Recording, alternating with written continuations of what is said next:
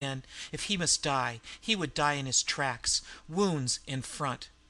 Now a vague and grisly mouth gaped wide, and the demonic laughter again shrieked, but soul shaking in its nearness. And in the midst of feet threat of doom, Cain deliberately leveled his long pistol and fired. A maniacal yell of rage and mockery answered the report, and the thing came at him like a flying sheet of smoke, long, shadowy arms stretched to drag him down. Cain, moving with the dynamic speed of a famished wolf, fired the second pistol with as little effect, snatched his long rapier from its sheath, and thrust into the center of the misty attacker. The blade sang as it passed clear through, encountering no solid resistance, and Cain felt icy fingers grip his limbs, bestial talons tear his garments and the skin beneath.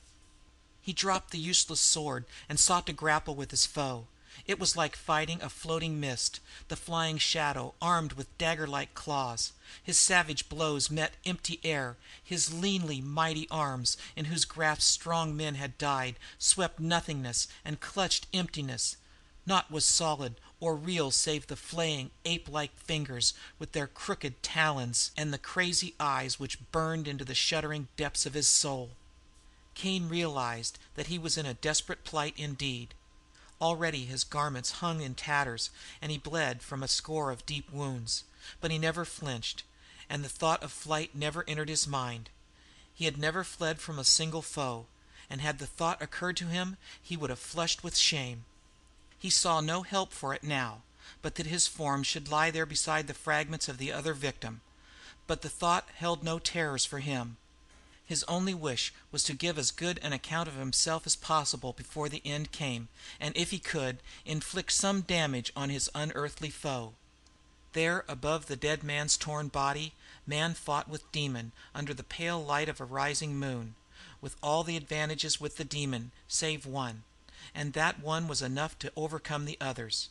For if abstract hate may bring into material substance a ghostly thing, may not courage, equally abstract, form a concrete weapon to combat that ghost? Cain fought with his arms and his hands and his feet, and he was aware at last that the ghost began to give back before him, and the fearful slaughter changed to screams of baffled fury. For man's only weapon is courage that flinches not from the gates of hell itself, and against such not even the legions of hell can stand. Of this Cain knew nothing. He only knew that the talons which tore and rended him seemed to grow weaker and wavering, that a wild light grew and grew in the horrible eyes. And reeling and grasping, he rushed in, grappled the thing at last, and threw it, and as they tumbled about on the moor, it writhed and lapped his limbs like a serpent of smoke. His flesh crawled, and his hair stood on end, for he began to understand its gibbering. He did not hear and comprehend as a man hears and comprehends the speech of a man, but the frightful secrets it imparted in whisperings and yammerings and screaming silences sank fingers of ice into his soul, and he knew. 2. The old hut of Ezra the miser stood by the road in the midst of the swamp, half screened by the sullen trees which grew about it. The walls were rotting, the roof crumbling, and great pallid and green fungus monsters clung to it and writhed about the doors and windows as if seeking to peer within. The trees leaned above it, and their gray branches intertwined so that it crouched in semi-darkness like a monstrous dwarf over whose shoulder ogres leer. The road which wound down into the swamp among the rotting stumps and rank hummocks and scummy, snake-haunted pools and bogs crawled past the hut. Many people passed that way these days, but few saw old Ezra, save glimpses of a yellow face peering through the fungus-screened windows, itself like an ugly fungus. Old Ezra the miser partook much of the quality of the swamp, for he was gnarled and bent and sullen. His fingers were like clutching parasitic plants, and his locks hung like drab moss above eyes trained to the murk of the swamplands. His eyes were like a dead man's, yet hinted of depths abysmal and loathsome as the dead lakes of the swamplands. These eyes gleamed now at the man who stood in front of his hut. This man was tall and gaunt and dark. His face was haggard and claw-marked, and he was bandaged of arm and leg. Somewhat behind this man stood a number of villagers. "Are you Ezra of the swamp road?" "Aye." "And what ye want of me?"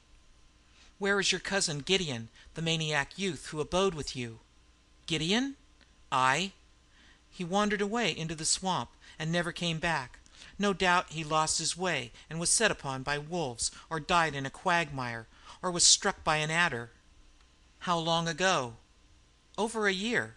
"Aye. Hark ye, Ezra the miser. Soon after your cousin's disappearance, a countryman, coming home across the moors, was set upon by some unknown fiend and torn to pieces, and thereafter it became death to cross the moors. First men of the countryside, then strangers who wandered over the fen, fell into the clutches of this thing. Many men have died since the first one.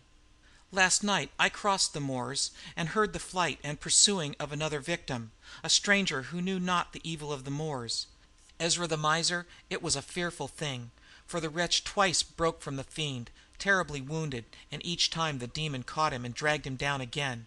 At last he fell dead at my feet, done to death in a manner that would freeze the statue of a saint." The villagers moved restlessly and murmured to each other, and old Ezra's eyes shifted furtively. Yet the somber expression of Solomon Kane never altered, and his condor like stare seemed to transfix the miser. "Aye, aye," muttered old Ezra hurriedly. "A bad thing, a bad thing. Yet why do you tell this thing to me?" "Aye, a bad thing. Hearken further, Ezra. The fiend came out of the shadows and I fought with it over the body of its victim. Aye, how I overcame it, I know not, for the battle was hard and long, but the powers of good and light were on my side, which are mightier than all the powers of hell. At last I was stronger, and it broke from me and fled, and I followed to no avail, yet before it fled it whispered to me a monstrous truth." Old Ezra started, stared wildly, seemed to shrink into himself. "Nay, why tell me this?" he muttered. "I returned to the village and told my tale," said Kane, "for I knew that now I had the power to rid the moors of its curse forever. Ezra, come with us." "Where?" gasped the miser. "To the rotting oak on the moors." Ezra reeled as though struck. He screamed incoherently and turned to flee. On an instant, at Kane's sharp order, two brawny villagers sprang forward and seized the miser. They twisted the dagger from his withered hand and pinioned his arms, shuddering as their fingers encountered his clammy flesh. Kane motioned them to follow, and turning strode up the trail, followed by the villagers, who found their strength taxed to the utmost in their task of bearing their prisoner along. Through the swamp they went and out, taking a little used trail which led them up over the low hills and out on the moors. The sun was sliding down the horizon, and old Ezra stared at it with bulging eyes, stared as if he could not gaze enough. Far out on the moors reared up the great oak like a gibbet, now only a decaying shell. There Solomon Kane halted. Old Ezra writhed in his captor's grasp and made inarticulate noises. "Over a year ago," Solomon Kane said, "you, fearing that your insane cousin Gideon would tell men of your cruelties to him, brought him away from the swamp by the very trail by which we came, and murdered him here in the night." Ezra cringed and snarled. "You cannot prove this lie." Kane spoke a few words to an agile villager. The youth clambered up the rotting bole of the tree, and from a crevice, high up, dragged something that fell with a clatter at the feet of the miser. Ezra went limp with a terrible shriek. The object was a man's skeleton, the skull cleft. "You, how knew you this? You are Satan," gibbered old Ezra. "The thing I fought last night told me this thing as we reeled in battle, and I followed it to this tree. For the fiend is Gideon's ghost."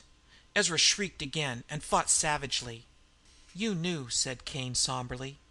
"You knew what things did these deeds. You feared the ghost of the maniac, and that is why you chose to leave his body on the fen instead of concealing it in the swamp. For you knew the ghost would haunt the place of his death. He was insane in life, and in death he did not know where to find his slayer, else he had come to you in your hut. He hates no man but you, but his mazed spirit cannot tell one man from another, and he slays all, lest he let his killer escape. Yet he will know you and rest in peace forever after. hate